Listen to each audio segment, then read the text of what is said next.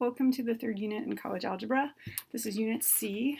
The title of this unit is Exponential and Logarithmic Functions. And the learning targets are as described in this document that you can also find posted in Google Classroom. So let me do a correction. This is Unit C, and we're going to be working in Chapter 4 of your textbook, which is available to you online. So exponential and logarithmic functions, they're 4 sections to this unit. First, we're going to be working with exponential functions. Then we'll be working with logarithmic equations, or logarithmic functions. Then we'll be playing around with logarithms. And then we'll be solving some new and different types of equations, logarithmic and exponential equations. So that's what we have to look forward to. Most of this should be a recap of material that you did second semester in Algebra 2.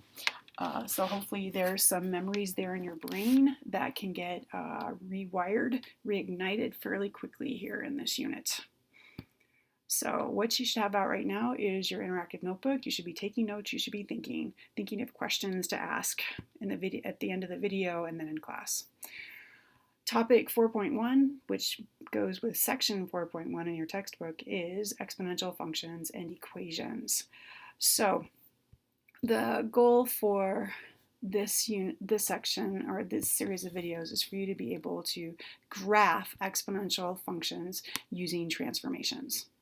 So graph exponential functions, identify key points and describe key features, transform exponential functions, and then use the compound interest formula. We'll be doing that more later. So first, what is exponential growth? So here's the deal for you. Which would you prefer? Which do you think is a better deal? If you were offered $1 million on October 31st, or so you have to wait, let's say you were offered $1 million on October 1st, and you get that $1 million on the 31st of October. So that's option 1. Option 2 is on October 1st, you get paid $1. On October 2nd, you get paid $2. On October 3rd, you get paid $4. On the 4th, $8, then $16 and $32. And all of these add up. So at the end of the month, how much money do you have if you choose this option 2, the green option? Well, there's a quick formula if you know how to sum geometric series that you can use to calculate that. You can use your graphing calculator, or you can just take my word for it, and you'd end up with $4,294,967,294 if you're given $1 on October 1st.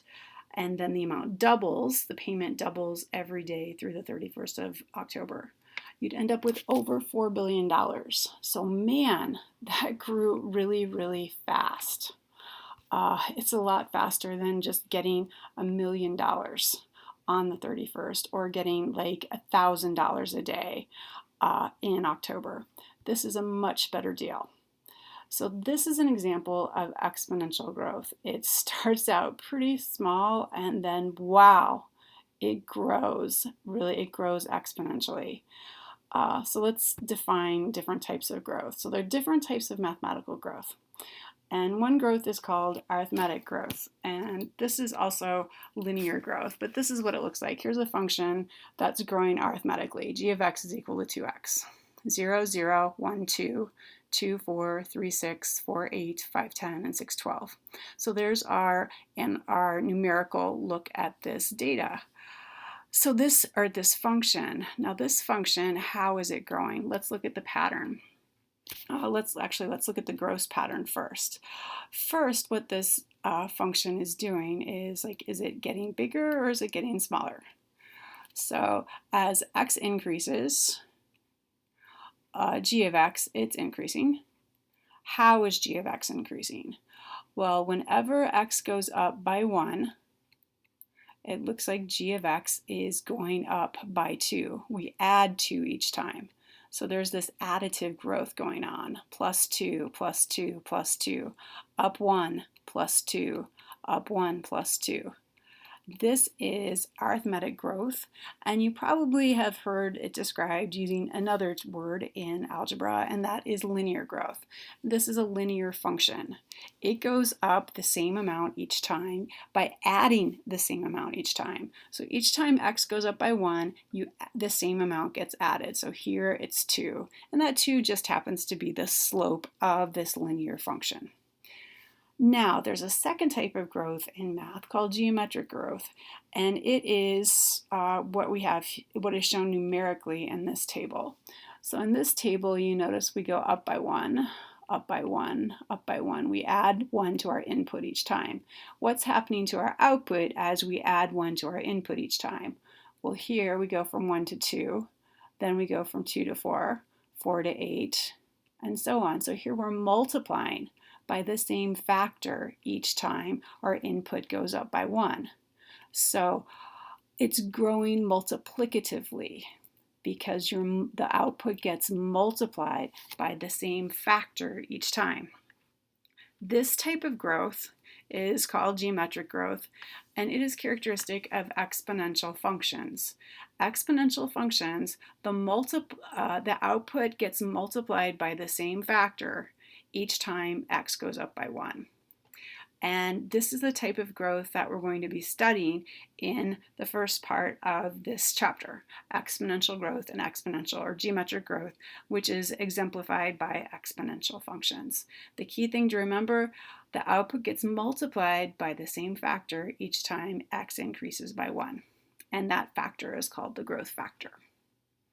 So why do we study this? We really like a linear world, but unfortunately our world is not very linear.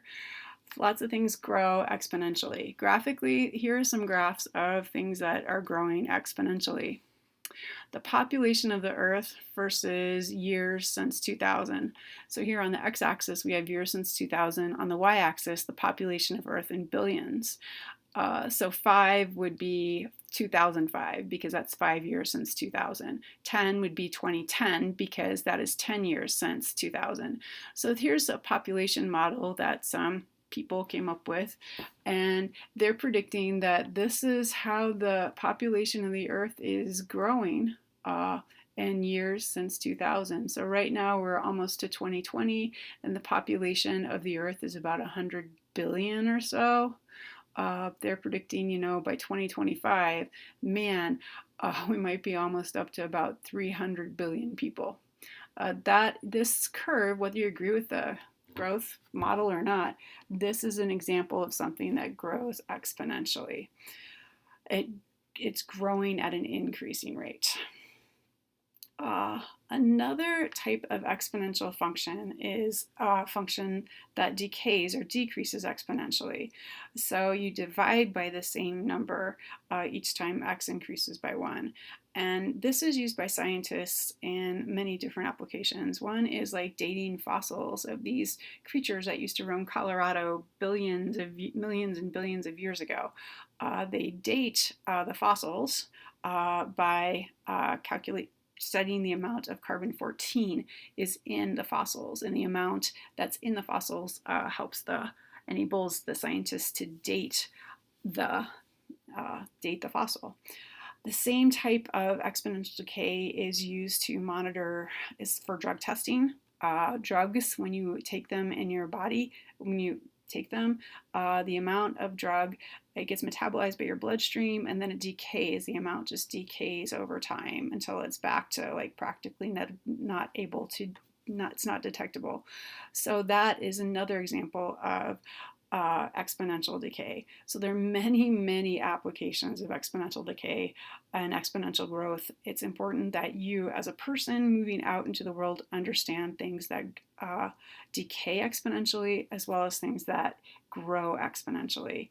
Population of the Earth, money. It's nice when money grows exponentially, unless, of course, it's debt. Debt grows exponentially. So that's it for the first video, your introduction to exponential functions. There are two types of growth, arithmetic growth and geometric growth. Exponential growth, our exponential functions show geometric growth, and geometric growth the output gets multiplied by the same factor every time x goes up by 1. There are many, many, many applications of this. Anything that grows or decays: money, population, radiation, medication, radiation. So see you next video. Bye.